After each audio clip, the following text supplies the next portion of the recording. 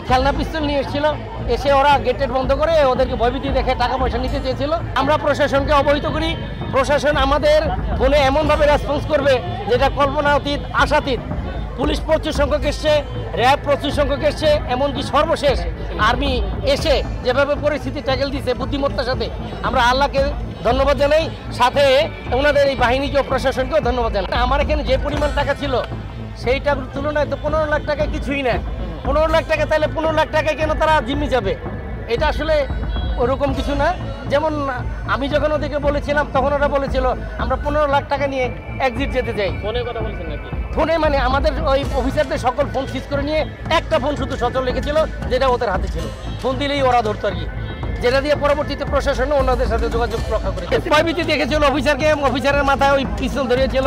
হ্যাঁ, কারণ ওরা সংখ্যায় 3 জন ছিল তো, এবং ওদের আকার আকৃতি খুব স্বাস্থ্যবান ছিল না।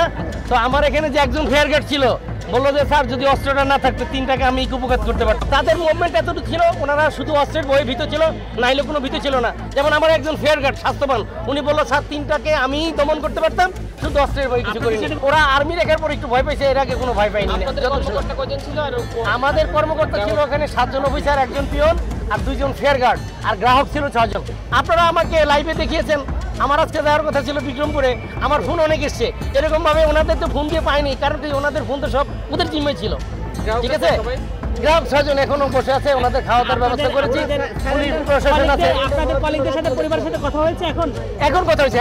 হ্যাঁ, ওরা ওদেরকে বিদায় করার পরে সবার সাথে কথা হয়েছে, সবাই সেফ, সবাই সাম। এই এলাকার মধ্যে ব্যাংকই একটাই, অন্য কোনো ব্যাংক নেই তো এখানে। অন্য কোনো ব্যাংক নেই। বৃহস্পতিবার লেনদেন হয় কি, বৃহস্পতিবারে মনে করেন যে বেশি টাকাগুলো থাকে, সাপ্তাহিক টাকা, এগুলো হেড অফিসে পাঠিয়ে দেওয়া হয়। হ্যাঁ, ওই ব্যাংকের একটা নির্দিষ্ট লিমিট থাকে, ওই লিমিটটার অতিরিক্ত টাকাটা রেমিটেন্স করে পাঠিয়ে দেওয়া হয়। আজকে ওই পর্যন্ত সেই সময়টা তারা সুযোগটা পায়নি। এখন আমরা এই বাড়তি টাকাটা এখন গাড়ি আনতে পাঠিয়ে দেবো। আসলে আমি ওদের ট্যাক্সফুলি সংখ্যাটা জানতে চাচ্ছিলাম যে আপনারা কয়জন। ওরা বারবার বলতেছে 16 জন। আমি বলছিলাম যে ঠিক আছে, আপনাদের মানে সেফ এক্সিট দেবো, আপনারা কয়জন, আপনারা শুধু নামটা বলেন, আমি নিজে ঢুকবো, নিজে আপনাদেরকে বের করে নিয়ে আসবো। তখন একবার বলেছিল আমরা 15 লাখ টাকা নিয়ে যাব। আসলে এটা সত্য মিথ্যা কতটুকু আমরা